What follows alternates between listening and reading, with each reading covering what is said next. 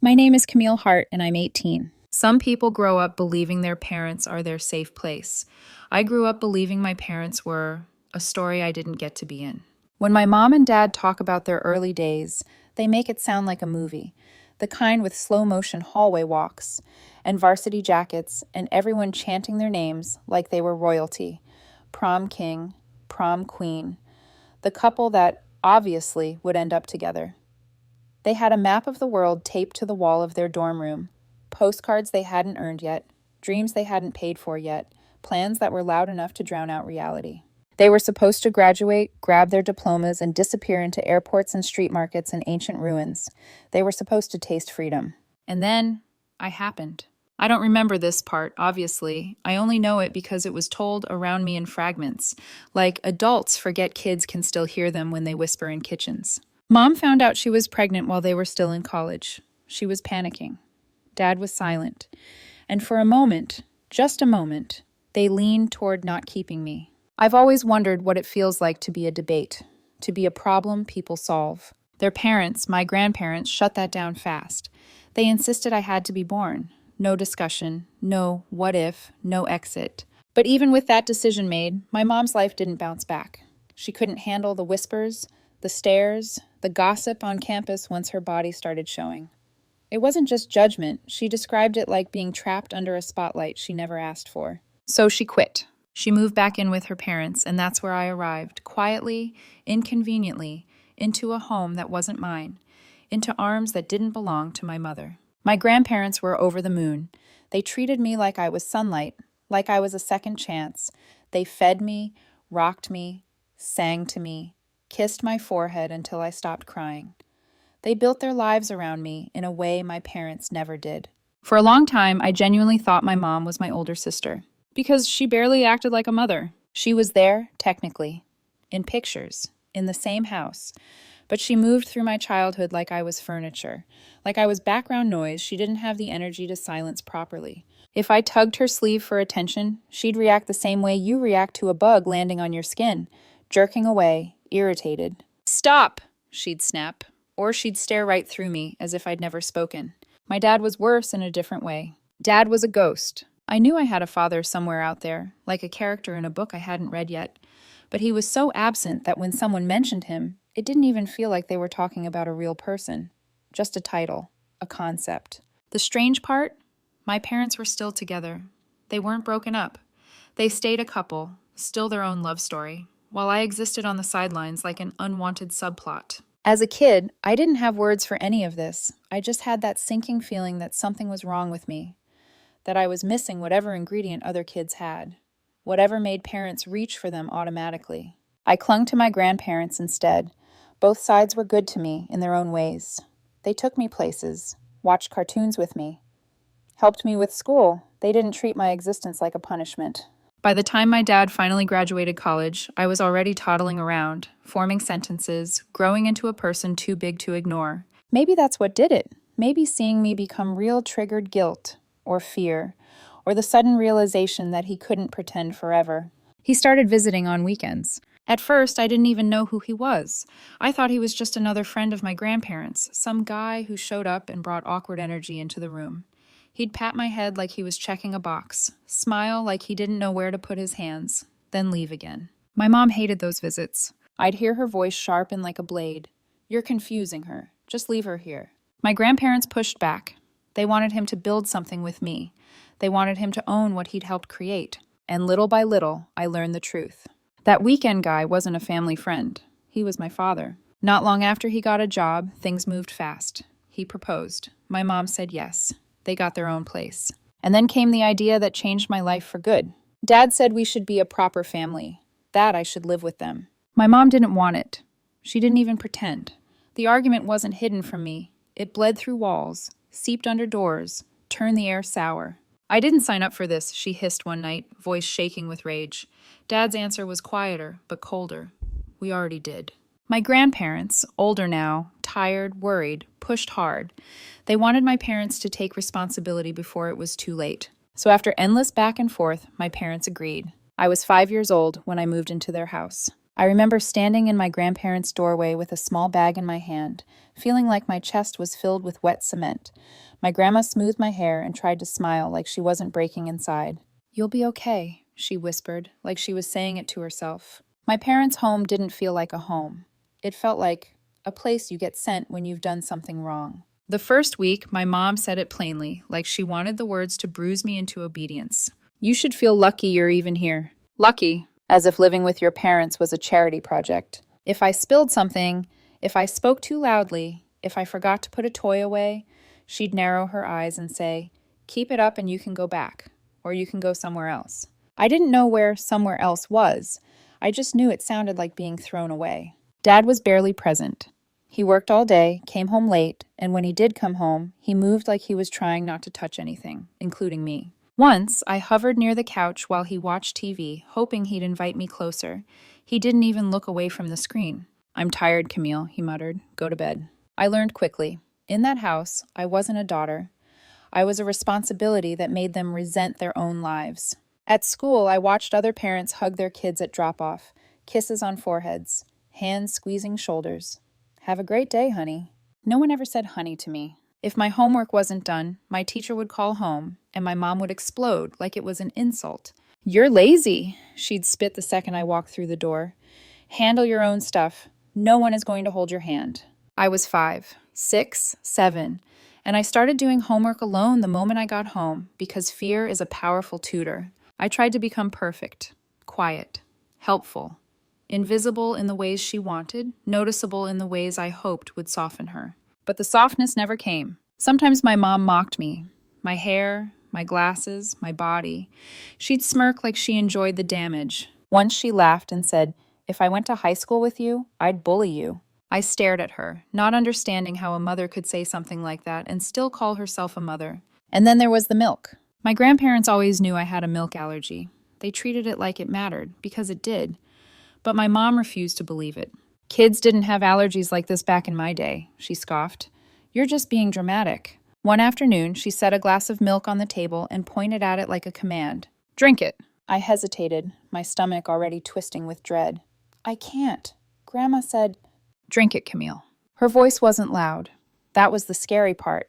It was controlled, certain, like she wanted to prove she could overwrite reality if she tried hard enough. My hands shook as I lifted the glass. And as the milk hit my throat, I felt my body begin to betray me, like it was screaming in a language she didn't respect.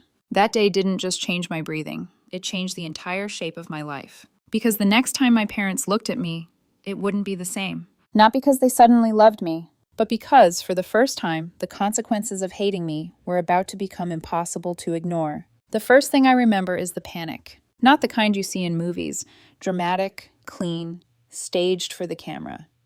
This panic was messy, heavy, like the air itself turned into wet cloth and wrapped around my face. My throat tightened so fast it felt like someone had grabbed me from the inside. I remember clawing at my neck, my nails digging into skin, my vision blurring at the edges. The kitchen, our kitchen, tilted like a ship in a storm. The overhead light became a harsh halo. My mom's face floated above me, sharp and annoyed, like this was an inconvenience. "Stop it," she snapped. "You're acting ridiculous." I tried to speak. I tried to tell her I couldn't breathe, but only this horrible thin sound came out, like a whistle through a crack. Then my dad appeared, and I remember thinking, stupidly, "Oh, so he does live here." He took one look at me, and his whole body stiffened. He didn't ask questions. He didn't wait for my mom to explain. He scooped me up so hard my back arched against his arm, then shouted for his keys. My mom followed, still defensive, still convinced she couldn't be wrong. "She's fine," she said. "She's faking it. She's always dramatic." "Shut up," my dad barked. It was the first time I'd ever heard him speak to her like that. Not the weary sighs, not the quiet muttering, a real command, sharp enough to cut. The car ride was a blur of red lights, and my dad's hand gripping the steering wheel so tight, his knuckles looked white. He kept glancing at me in the rearview mirror, his jaw locked like he was holding back something bigger than fear. At the hospital, everything moved too fast. Nurses with quick hands. A bright room that smelled like antiseptic. A mask over my face. Someone asking questions my mom couldn't answer because she didn't know me well enough to know my medical history. Because she'd never cared enough to learn it. And then, Police. I didn't fully understand why they were there. I was a child. All I saw were uniforms and serious faces, and the way my mom's confidence suddenly faltered. She sat in a chair, arms crossed, trying to look unbothered, but her eyes kept darting. When one officer asked, gently but firmly, why she'd force me to drink milk despite an allergy, my mom laughed like it was absurd. Allergies are exaggerated, she said. Kids these days. The officer didn't laugh back. I watched my dad in that moment, standing near the wall, and something about him looked different. Like the story he'd been telling himself, that he was just tired, just busy, just doing his best, finally cracked open and spilled guilt everywhere. Because for the first time, other adults were looking at him like, how did you let this happen? My grandparents arrived like a storm. My grandmother burst into the room first, her face pale and furious, her hands trembling as she cupped my cheeks. "Oh, baby," she whispered. "Oh, my baby." My grandfather followed, slower but no less intense. He didn't even look at my mom at first. He looked at my dad. And the silence between them was worse than shouting. A doctor came in, explained what had happened in words I didn't fully understand back then. An allergic reaction, airway swelling, the risk. I only understood one thing. I could have died.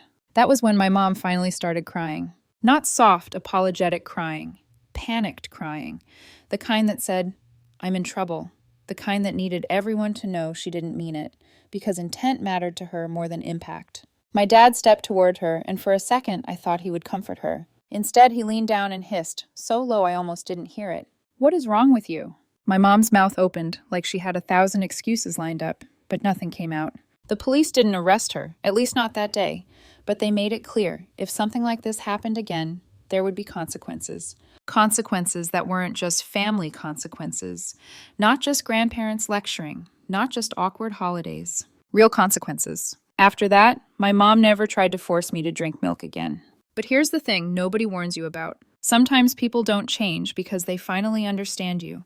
They change because they finally understand what it will cost them. For a while, things got better. It happened so gradually I didn't trust it at first. My mom started waking me up for school instead of shouting from the hallway like I was an annoyance she wanted out of her sight. She started fixing my hair, quick, impatient motions, but still. Hands on my head in a way that didn't hurt. My dad started coming home earlier, and then one night that still feels unreal when I think about it, he came into my room when I was already in bed. He stood there awkwardly, like he didn't know what to do with a doorway, or a child, or a moment that required softness. "Good night, Camille," he said. Then he tucked the blanket around my shoulders. I stared up at him, my heart pounding, like I'd just been handed something fragile and expensive. He turned off the light and left. And I remember whispering into the dark, "Good night," even though he couldn't hear me anymore. Soon we had routines. My mom asked about school. My dad sat with me in the evenings. Sometimes we watched football games together, him explaining rules I didn't care about, me pretending I did, because his voice sounded steadier when he talked to me. We started going to the beach on weekends. The first time, I didn't believe it was real. I thought it was a trick, like those moments when adults act nice right before punishment. But we went. The sun was bright, the air smelled like salt, and my feet sank into warm sand. My mom wore sunglasses like armor. My dad carried a cooler. They didn't look like the dreamy prom king and queen story. They looked like parents. Just regular parents doing a regular thing. And for the first time in my life, I felt something loosen inside me. I stopped watching other kids with envy. I stopped counting the ways my life was different. I started letting myself imagine a future where I wasn't just tolerated. Looking back, I realized I was naturally empathetic, maybe because I had to be. When you're raised in a house where love is conditional, you become an expert at reading moods. You learn what silence means. You learn what footsteps mean. You learn how to shrink yourself before someone else decides to shrink you. So when my parents started trying, really trying, or at least performing the motions, I didn't hold on to the past the way I should have. I forgave too easily because forgiveness felt like hope, and hope felt like oxygen. Then I turned 15, and I found crocheting. It started with a memory of my grandma, my mom's mom, who had passed away by then. I barely remembered her voice, but I remembered her hands, the way they moved like magic, pulling colorful yarn into patterns that looked impossible. She used to sell her work at the local craft fair. People loved her. They called her talented, creative, brilliant. I didn't even know a family member could be praised like that, I asked my grandmother, the one raising me, the one who saved me, to teach me. She smiled like she'd been waiting years for me to ask. The first time I held the crochet hook, it felt like holding a key. I made ugly little squares at first, crooked edges, uneven stitches, but every day I got better. And the more I created, the more it felt like I wasn't just making scarves or blankets. I was making proof. Proof that I could build something with my own hands. Proof that I wasn't a mistake, just because my parents treated me like one. Eventually, I set up a tiny booth at the same craft fair my late grandma used to dominate. I expected maybe pity sales, a couple of sympathetic aunties buying a scarf. Instead, people stopped. They touched the yarn like it was precious. They asked questions. They complimented my colors. They placed orders. I went home buzzing with adrenaline, my heart pounding with a kind of pride I'd never tasted before. And as word spread, the orders grew. Scarves became blankets. Blankets became custom plushies. Plushies became wearable art. Friends started telling friends. People from outside our town started asking if I shipped. It wasn't just pocket money anymore. It was real. My grandmother suggested we open a savings account for college. A future account. The words made my chest tighten. Because college wasn't just school to me. College was escape. So one night, feeling brave and foolishly hopeful, I sat at the dinner table and told my parents. "I've been making money," I said, trying to sound casual. "From crocheting. It's kind of taking off." My dad's fork froze midair. My mom's eyes sharpened behind her glass.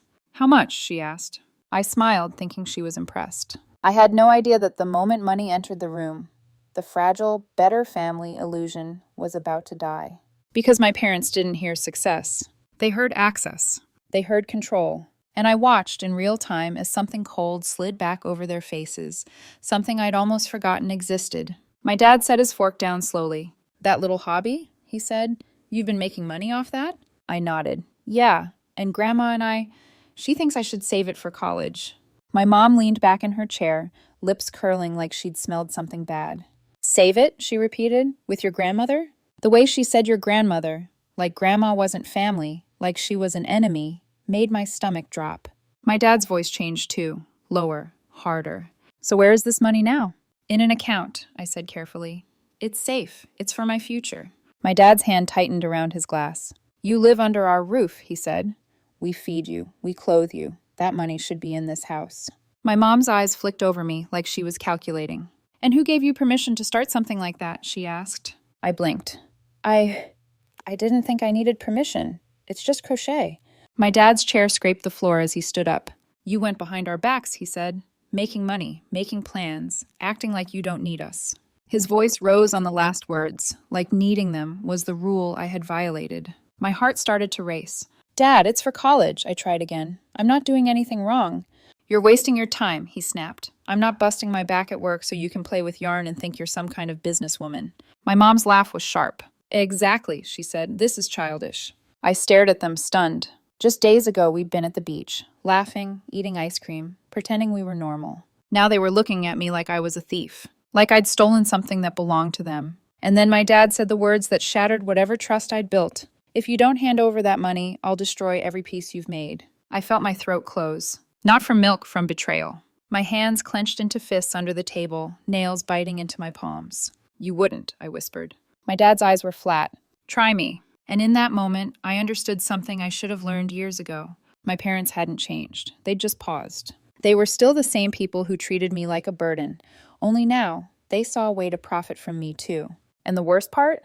My grandmother wasn't in the room to protect me this time. But she would be. Because when she found out what they'd threatened, she wasn't going to stay quiet. Not anymore. I didn't sleep that night. I lay in bed staring at the ceiling, replaying my dad's words over and over. "I'll destroy every piece you've made," like they were stitched into the plaster above me. It wasn't just the threat. It was the way he'd said it. Calm. Certain. As if my work, my hours, my hands, my dreams were disposable because I was disposable. The next morning, my mom acted like nothing had happened. She poured herself coffee, flipped through her phone, and didn't look at me once. That was her specialty. Emotional whiplash. One day rage, the next day silence so thick it felt like punishment. My dad left early, as usual. But I knew something had shifted. When I came home from school that afternoon, my bedroom door was open. I always closed it. Always. It was the only place in that house that felt remotely mine. My drawers were slightly ajar. My yarn basket had been moved. My sketchbook, where I drew patterns and wrote down measurements, was sitting on my desk, open. My chest tightened. They'd gone through my things. I stood there frozen, listening to the hum of the house, my heart beating so loudly I was sure someone would hear it. That was the moment I realized privacy had officially ended. They weren't just disappointed anymore. They were threatened. That evening, my grandmother called. I'd been quiet at dinner, too quiet. I barely touched my food. My mom noticed, of course, but not with concern. "What's with the attitude?" she asked. "You think acting miserable is going to make us feel bad?" I shook my head and pushed my plate away. "I'm not hungry." My dad sighed dramatically. "Then go to your room." I didn't argue. I went straight to my bed, locked my door, and called my grandma. The second I heard her voice, everything spilled out. Shaking words, broken sentences, the threat, the money, the fear that they'd destroy my work. She didn't interrupt me once. When I finished, there was a pause. Then she said very quietly, "They have no right." Those 4 words felt like a shield sliding into place. She came over the next day.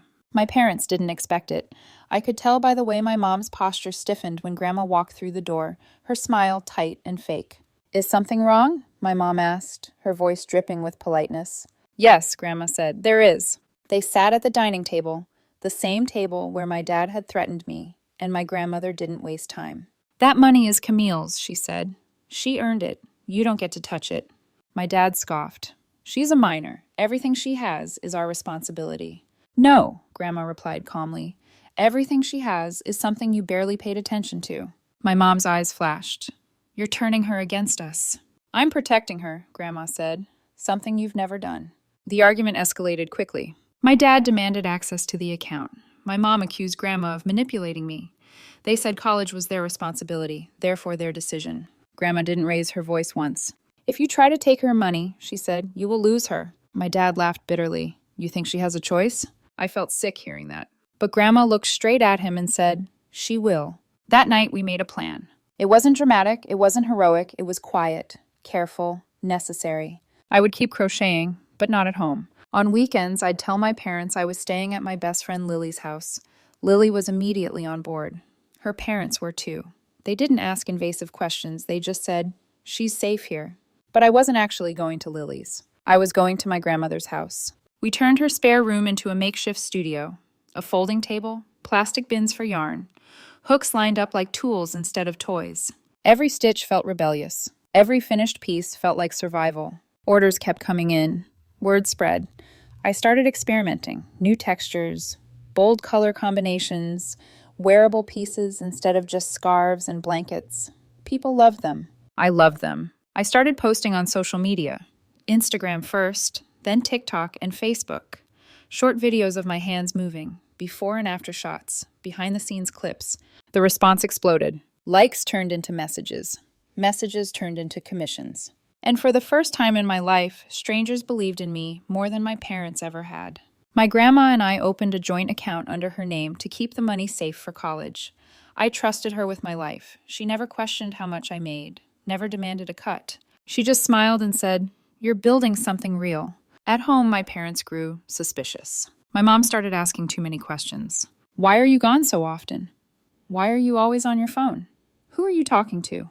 I learned to lie. Not because I wanted to, but because the truth was dangerous. Then one day, my mom went through my phone. She didn't ask, she didn't warn me. She just waited until I was in the shower and unlocked it, like she owned every part of me. When I came out, she was sitting on my bed, my phone in her hand, her face pale with fury. "What is this?" she demanded, shoving the screen in my face. My Instagram page stared back at me. Thousands of followers, photos of my work, comments praising me. My heart dropped into my stomach. "You disobeyed us," she said, her voice shaking, not with sadness, but rage. "After everything we said."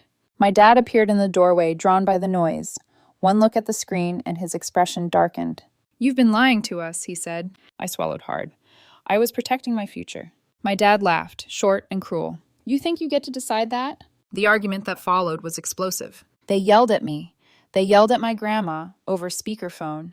They accused her of stealing me, of brainwashing me. My mom pointed a finger in my face. "Withdraw the money, all of it, now." "No," I said, my voice trembling.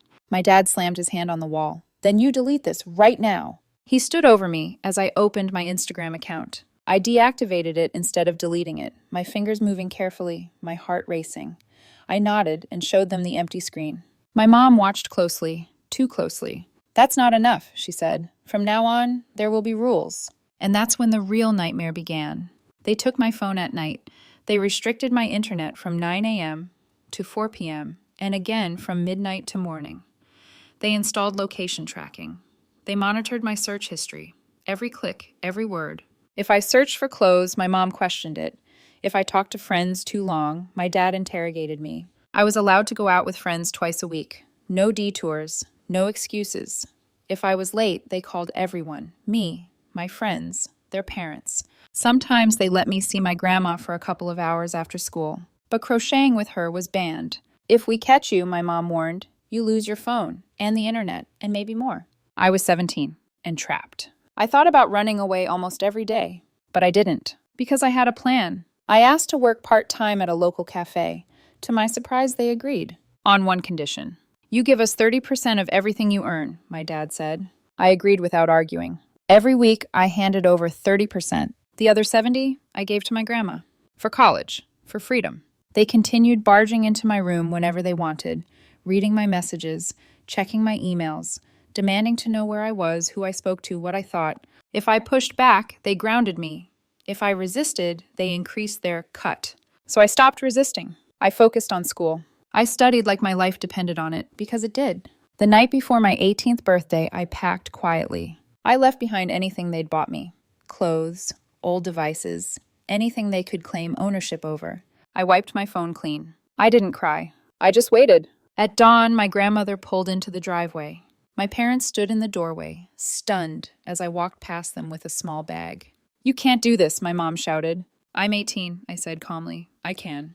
They threatened police. I told them to call. They threatened to ruin my reputation. I told them I didn't care. They threatened to cut me off financially. I smiled, because they didn't know the truth. I didn't need them anymore. And as I got into my grandma's car, fear and relief crashed together in my chest. I didn't know exactly what my future looked like, but I knew one thing for sure. I was finally free. The first night at my grandmother's house, I slept like I'd been underwater my whole life, and someone finally pulled me up for air. No footsteps outside my door, no sudden knocks, no phone alarms demanding I hand over my privacy. Just silence. The next morning, sunlight poured through the window in a way I'd never noticed before. Soft, patient, unafraid. My grandma made breakfast and didn't comment on how much I ate or how fast I ate it. She didn't watch me like I was about to do something wrong. She just smiled and said, "You're safe." Safe. The word felt unreal in my mouth. The first thing I did was buy a new phone. New number, new password, no trackers. When I held it in my hand, it felt like a symbol more than a device. Proof that my life finally belonged to me. That same day, my grandma and I went to the bank. We brought every document we needed. Birth certificate, ID, forms I'd never been allowed to touch before. The clerk congratulated me when she converted my minor account into an individual one.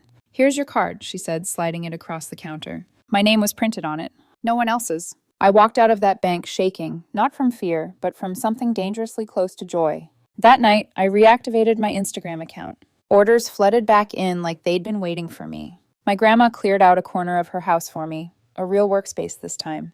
Proper shelves, good lighting, space to think. We worked side by side, not as guardian and child, but as partners. And then, the news reached me. Just 1 week after I left, my parents threw a party. Not a quiet dinner, not a subtle celebration. A full-blown freedom party.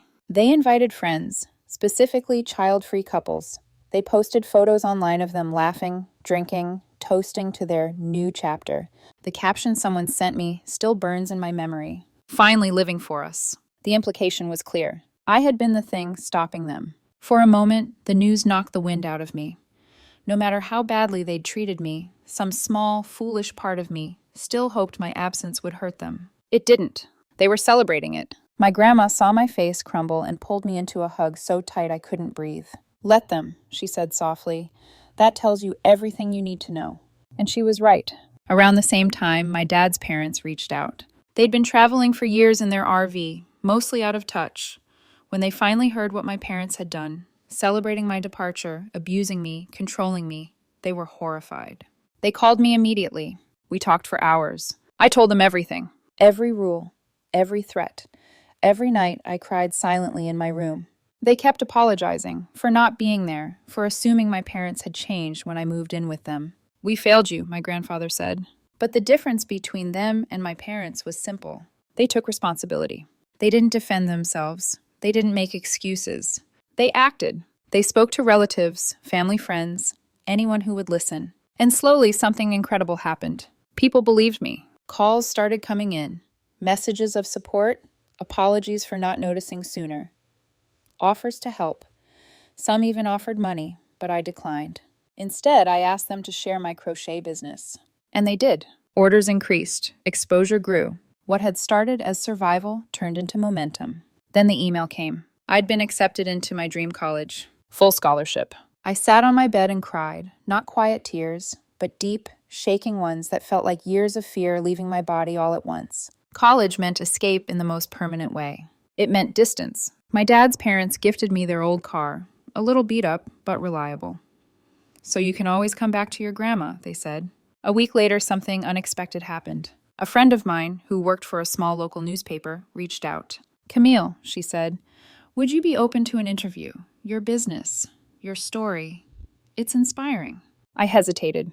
I wasn't trying to expose my parents. I wasn't chasing attention. But then I thought about kids like me. Kids trapped. Kids being told their dreams were stupid. So I agreed. When the article came out, it felt surreal. Seeing my name in print. Seeing my work described with words like talent and resilience. For the first time in my life, I felt proud, without fear of being punished for it. My grandma cried when she read it. So did I. My parents must have read it too, because they called my grandma screaming. They accused me of betrayal, demanded public credit, demanded profit sharing, threatened court. My grandma laughed. She built that business under my roof, she said. Try it. They didn't. Instead, they found my new number. The messages came fast. Ungrateful, selfish, a mistake. My dad sent a long text about how he'd provided everything and how I was disrespecting them by celebrating with people who loved me. I blocked them. But not before I did one last thing. I wrote them an email, not out of revenge, out of closure. I told them everything. The hospital, the control, the fear, the theft disguised as parenting. I told them I was choosing myself. Then I blocked them everywhere. A few months later, I moved into my college dorm. I was nervous, excited, free. 6 months passed. I thrived. Good grades, new friends, even a boyfriend, Kyle, kind, patient, nothing like the men I'd grown up around.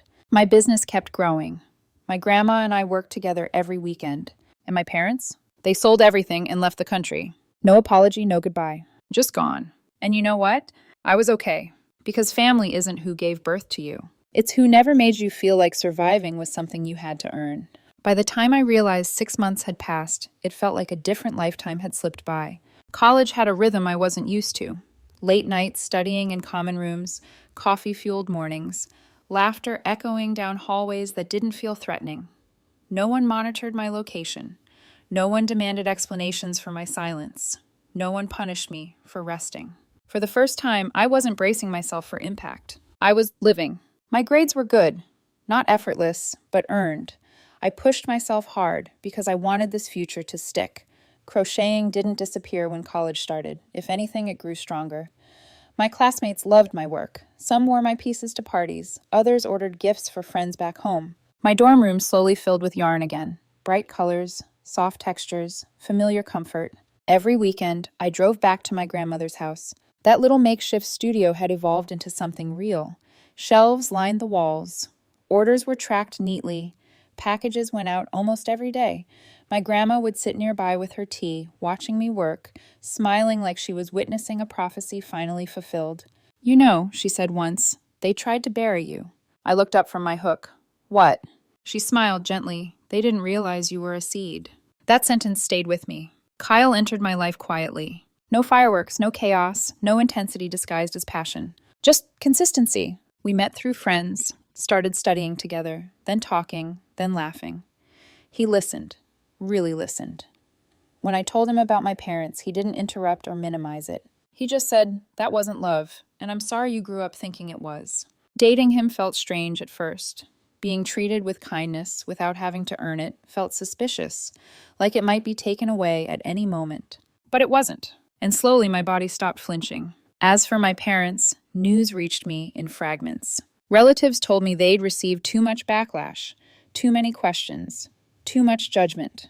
Apparently, the truth had traveled faster than they ever expected. So they sold the house, sold most of their belongings, and left the country. No forwarding address, no attempts to contact me, no apology. Just escape.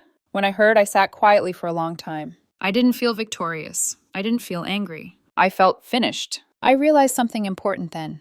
They didn't leave because I exposed them. They left because they couldn't stand being seen clearly. And that was never my responsibility to fix. Sometimes people ask me if I regret cutting them off, if I think about them on holidays, if I wonder what would have happened if I'd stayed quiet, stayed obedient, stayed small. Here's the truth. I don't regret choosing peace over proximity. I don't regret protecting the version of myself they tried to erase. And I don't regret believing, finally, that love should never feel like a debt. Crocheting started as a way to survive. It became a business, then a future, then a reminder. Every stitch I make now feels intentional, steady, mine. I'm not angry anymore. I'm grateful. Grateful to my grandmother for choosing me when my parents wouldn't. Grateful to my dad's parents for stepping up when it mattered. Grateful to friends who believed me. Grateful to myself for leaving. If you're reading this and you're trapped in a family that makes you feel invisible, burdensome, or afraid, please hear me. You are not ungrateful for wanting more. You are not selfish for choosing safety. And you are not broken just because the people who should have loved you didn't know how. Sometimes walking away isn't giving up. It's finally beginning.